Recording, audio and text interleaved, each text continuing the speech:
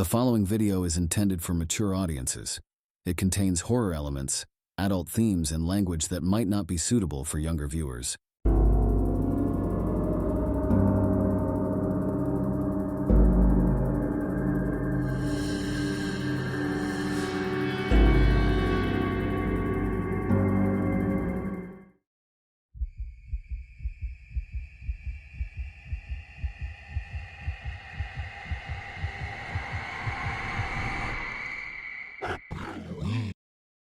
The carving.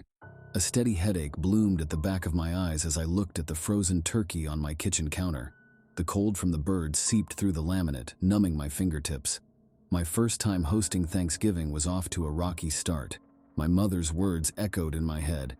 "Don't disappoint us, Diana. Just once, strive for perfection." Perfection, a lofty and seemingly unattainable goal. The sharp sound of the doorbell interrupted my thoughts.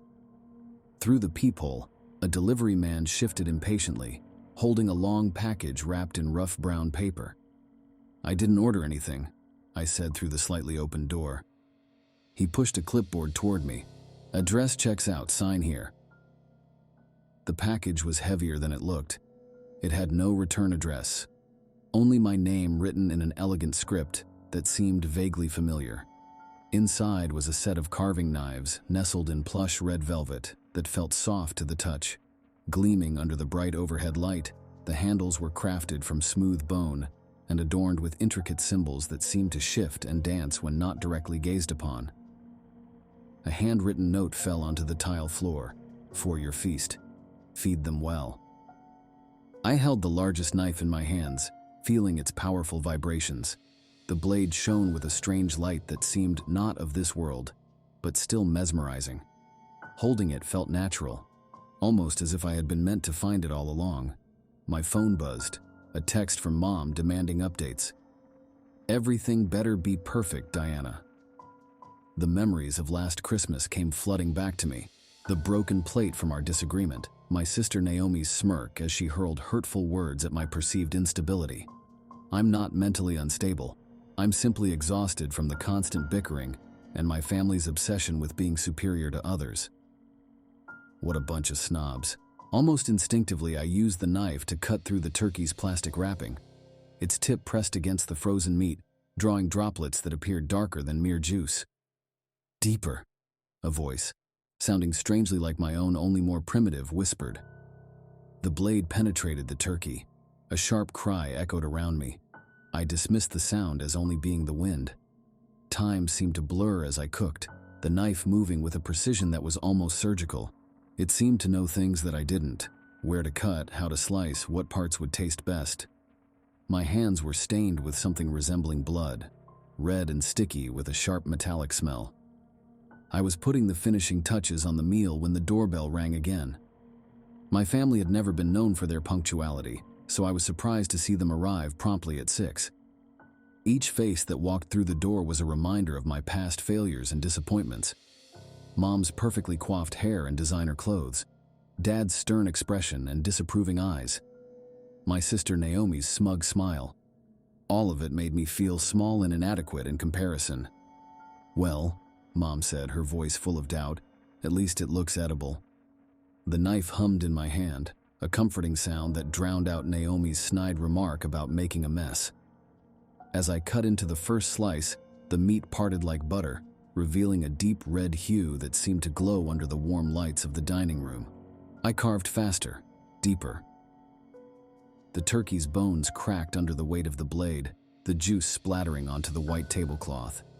The droplets formed patterns that looked eerily similar to ancient script. The room suddenly filled with chaos and the sound of my knife slicing through flesh and bone. Naomi's smirk turned into a scream that was abruptly cut short as the blade found its way toward her, carving a deep gash in her neck.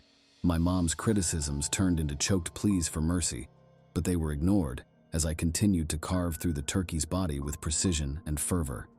The metallic scent of blood was overpowering now, filling my nostrils and making me dizzy. Bones broke with a sound similar to fine china shattering on a stone floor, the noise reverberating around the room like an echo of destruction. This was my solitary performance, accompanied by the chilling touch of my blade. Each cut was a retaliation for years of insults, every slash a step in my journey toward freedom. I was finally taking control of my life. Dad attempted to escape, but he was stopped by an unexpected slash from the knife. He fell to the ground, his once stern expression replaced with a look of shock and fear. The room fell silent as I stood over their lifeless bodies, surrounded by the remnants of the perfectly cooked turkey. The knife in my hand still hummed softly, almost like it was congratulating me on a job well done. I couldn't believe what had just happened. My family was gone, all because of a stupid argument about cooking a holiday meal. But at the same time, I felt relieved. Relieved that I no longer had to live up to their expectations or deal with their constant belittling. They were always so caught up in appearances and being better than others that they never truly saw or appreciated me. With trembling hands, I set the knife down on the table and surveyed the scene before me. Blood spatters covered my ceiling, creating patterns that looked like the stars in the night sky. The smell of iron hung heavy in the room, a scent as familiar to me as my own home. But then something caught my eye. The patterns formed by the splattered blood. They were similar to the ones on my phone screen earlier, ancient symbols that seemed almost otherworldly. My mind raced back to when I first held the knife. It had felt like it was meant for me. Strangely, like it was calling out to me. My reverie was cut short by the ringing of the doorbell. Through the peephole, I saw the delivery man's face again, his teeth shining like polished metal. As the delivery man stepped into the dining room, I couldn't help but notice how his presence seemed to fill the space. He had a strange aura about him, like he didn't quite belong in this world. "Ready for dessert?" he asked, his voice echoing in the quiet night. I nodded, feeling a wave of excitement and anticipation build within me. With one swift motion, I grabbed my knife and walked toward the table where I'd arranged my family, still sitting motionless in their chairs. As I approached them, their lifeless eyes seemed to follow my every move. My knife in hand, I was prepared to carve new traditions. My family waited to be served, their faces forever frozen in shock and surprise. This family gathering was a success. Perfect, clean, free. The delivery man watched with interest as I carved slices of flesh from each of my family members, placing them on plates with precision and care. The metallic scent of blood swirled in the air again as I made sure every plate had a fair share of meat. When I finally finished serving all 5 plates, the delivery man applauded me with genuine enthusiasm. "Well done," he said with a grin. "You have truly embraced the spirit of Thanksgiving." I smiled back at him and took my seat at the head of the table. The delivery man sat across from me and raised his glass for a toast. "To new beginnings," he proposed, his voice laced with the promise of hope. The crystal rim of his glass met mine in a soft chime before he savored a sip of the burgundy wine. I echoed his gesture, allowing the rich liquid to dance on my tongue, its satiny taste painting a picture of freedom and triumph. I then indulged in the delicious meal laid out before me. Each bite tasted like victory, an affirmation that I was finally free from my toxic family's expectations and control. Family is what you make of it, after all, and I'm eternally hungry. The secret family recipe. In a clumsy moment, I cut my finger with a knife while chopping a yellow onion. Pain shot through me, followed by the metallic smell of fresh blood. The bright red drops landed on the old pages of Grandma's cookbook, adding to the existing stains. The once vibrant leather cover was now faded and cracked from years of use. This book was an inherited treasure in our family, like a cherished clock. It held more than just recipes. It bore silent witness to our family history. Each stain and smudge hinted at meals cooked with care and love. Just 4 weeks ago, when Grandma passed away, she left me this book along with her large Victorian mansion, both filled with history and responsibilities that felt heavier by the day. Tonight was Thanksgiving, my first time hosting since becoming the keeper of our traditions. My hand shook slightly as I read Grandma's handwritten pumpkin pie recipe: cinnamon, nutmeg, ginger. But one key line had faded, the secret ingredient that made her pies famous. My phone buzzed on the kitchen counter, breaking my concentration. Mom's text said, "Remember what sets us apart. Follow the recipe exactly." The next message sent a chill through me. "Look in basement storage, behind the wine rack." I carefully made my way down the creaky wooden stairs into the basement, my phone clenched in one hand. I descended further into the musty, dimly lit space. The smell of mildew and rusting pipes filled my nostrils, reminding me of childhood visits to Grandma's house. As instructed by Mom's text, I made my way over to the wine rack and pushed it aside. To my surprise, there was a small door hidden behind it. My heart raced with anticipation as I slowly turned the doorknob and opened it. Inside was a small room filled with shelves upon shelves of old journals. I recognized them immediately. They were just like Grandma's cookbook, but much thicker and more worn with age. I picked a cookbook at random, flipping through its old yellowing pages. Each sheet was filled with detailed cooking instructions, secret ingredients, and cherished family recipes passed down through the generations. My heart raced as I realized the significance of these cookbooks. They were a hidden trove of our family's culinary history. The battered covers had dates ranging from 1847 to the present day, each marking a new generation's addition to our ancestry. Among them was a new one with my name, its pages untouched and ready for my own stories. As I delved deeper into the ancient records, I noticed the names of my predecessors: Great-Great-Grandma Matilda, Great-Grandma Beatrice, and Grandma Rose. My sense of pride for being a part of such a powerful lineage quickly turned into a swirl of nausea, which then transformed into an unsteady sensation in the pit of my stomach. A chill ran down my spine as trepidation crashed in. A disturbing pattern emerged. Each Thanksgiving coincided with an inexplicable gap in our family tree. And now, as I decoded these centuries-old recipes, the horrifying truth hit me. Essence of Uncle George, aged 45 years. Prima materia of Cousin May, distilled at 27. Spirit of Father, refined through grief. Each dish wasn't just about tantalizing tastes, but also appeared to connect to someone's untimely demise. The doorbell rang, interrupting my macabre thoughts. Aunt Gertrude's arrival snapped me out of my morbid thoughts, but the uneasy feeling in my stomach persisted. She walked into the kitchen, her smile as cold as the winter wind. She immediately noticed Grandma's cookbook on the counter. "Using this old thing?" she asked, picking up the book with a respect and reverence that seemed out of character for her. A piece of paper fell out. It had my father's name written in fresh ink. Gertrude grabbed my wrist, her hand icy and firm. "The secret ingredient," she whispered, her breath smelling of stale mint candies. "Our family's wealth isn't just luck or good business sense. Each generation pays a price." Gertrude's words sent a chill down my spine. I remembered all of the strange occurrences in our family that I had brushed off as coincidence or bad luck. The missing members at family dinners, the hushed arguments, the strange looks exchanged between relatives. It all suddenly made sense. I looked at Aunt Gertrude with wide eyes, but she seemed unfazed by my shock. "It's been this way for centuries," she continued passionately.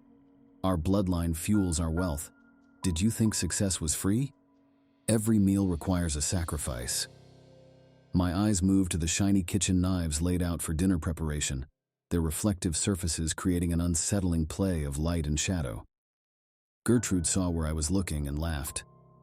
"Your hunger is part of your heritage," she said, her eyes shining with a strange light. The oven timer beeped, breaking the tension between us. My pies were done baking and filled the air with sweet and spice. Suddenly, I felt a sharp pain in my side as Gertrude stabbed me with one of the blades. "A necessary ingredient for our family recipe," she whispered into my ear as she removed the knife and picked up Grandma's cookbook again. Rose would have approved. Gertrude seemed completely unaware of the significance of what had just happened. I couldn't help but feel a twinge of sadness. I'd seen my empty volume, waiting to be filled with my own stories. I'd also seen the oldest of our family's books, its pages still stained with the blood from that first Thanksgiving meal. The sacrifice had to be willing. Any forced sacrifice would curse our family forever. As Gertrude continued humming, I couldn't resist picking up the knife she had carelessly dropped. With a swift motion, I flung it through the air. It struck Gertrude in the chest, her blood mixing with that of our ancestors on the pages of Grandma's cookbook. This marked a significant shift in power within our family. The doorbell rang again, more family members arriving for dinner. I sprinkled Gertrude's blood onto my pies as steam rose from them, making shapes that resembled faces in pain. Wearing an apron now stained red with blood, I opened the door to welcome my guests. "Right on time," I chirped happily, smiling like Grandma used to. "Pie is ready." The family gathered around the table, each seemingly famished, each taking a slice of pie. As they lifted their forks and the steam rose from the spiced meat pieces, I felt a twisted sense of unity in our shared blood and hunger. Little did they know, as they eagerly ate their meal, they were consuming one of their own. With each bite, I felt my strength grow as Gertrude's life force flowed within me, fueled by the energy of generations of sacrifices made by my ancestors. Next Thanksgiving, there would be one less person at the table, but it wouldn't be me. Now keeper of Grandma's cookbook and hungrier than ever, I was ready. Twisted tradition. Changing family traditions can be as difficult as uprooting an old stubborn tree. As the first light of dawn broke on Thanksgiving Day, I found myself navigating through the thick forest. The cold, heavy rifle in my hand and the task of hunting our holiday turkey was a weighty responsibility. My father, who strongly believed in hunting our own food, had passed this duty on to me. He would often say with certainty, "Nothing tastes better than what you've hunted yourself." Now that he was gone, it was up to me to carry on this tradition. I could feel the biting chill of frost crunching beneath my boots, while my breath condensed into tiny fleeting clouds in front of me. The woods were ominously quiet, save for the occasional snap of a twig underfoot, a sudden rustle at the edge of my peripheral, a flurry of russet feathers against the monochrome landscape. Swiftly, I raised my rifle to shoulder height, finger poised over the trigger. A splendid turkey strutted confidently into view, its regal form clad in iridescent feathers that shimmered under the rays of the morning sun. Our eyes met, and within that gaze was an unexpected intelligence that took me aback. Recognition, maybe, and hunger. I hesitated. In a flash, the turkey lunged at me. 20 pounds of feathered fury slammed into my chest, propelling me backward onto the frozen earth as my rifle slipped from my grasp. Pain blazed across my face as sharp talons raked my skin, while I flailed in panic. My vision became a chaotic maelstrom of red and feathers, before darkness crept in from its edges, until there was nothing but silence.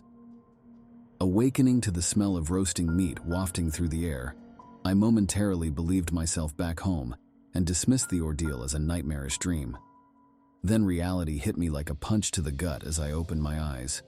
I was sprawled on an enormous table, nestled amongst gnarled trees with grinning jack-o'-lanterns hanging from every branch. Mounds of gourds and cornucopias teemed with squirming masses that I couldn't and didn't want to identify. Turkeys were everywhere, perched on every available surface, their watchful eyes piercing into me. Fear surged through me as I found myself bound with ropes of intertwined corn husks. A metallic clanking sound drew my attention toward the largest turkey I'd ever seen, pushing a cart filled with gleaming silverware. It cocked its head to one side, scrutinizing me before it spoke. "We're delighted you could join us for dinner." Its beak clicked with each word spoken, which seemed impossible. "I'm certain you have questions," it continued while selecting a threatening carving knife. "But we simply don't have the luxury of time for explanations. You see, we're starving."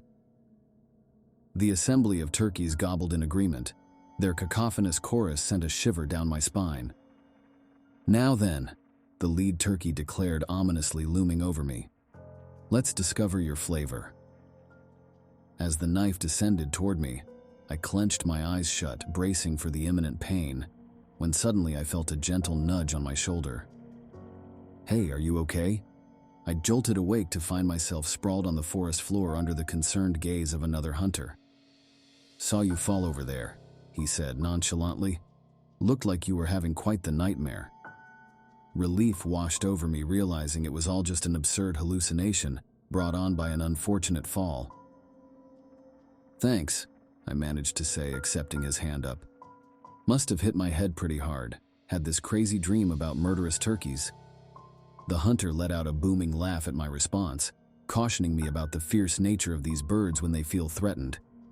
He then disappeared back into the dense woods, leaving me once again on my own. As I turned to leave, I was stopped by an unusual sight: a giant turkey, half hidden behind a fallen log. It was larger than any bird I'd ever seen.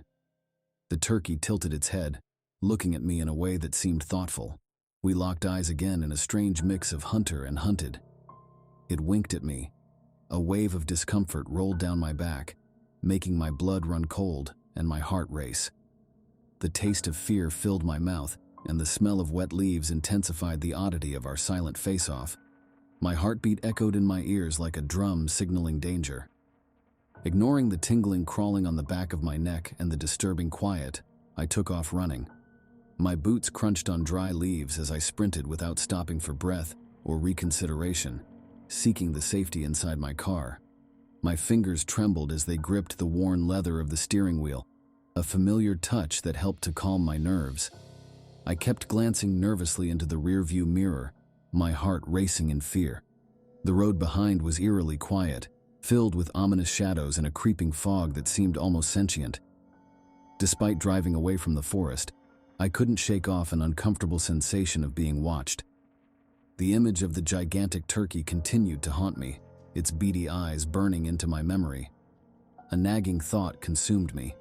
Was it all just a figment of my imagination?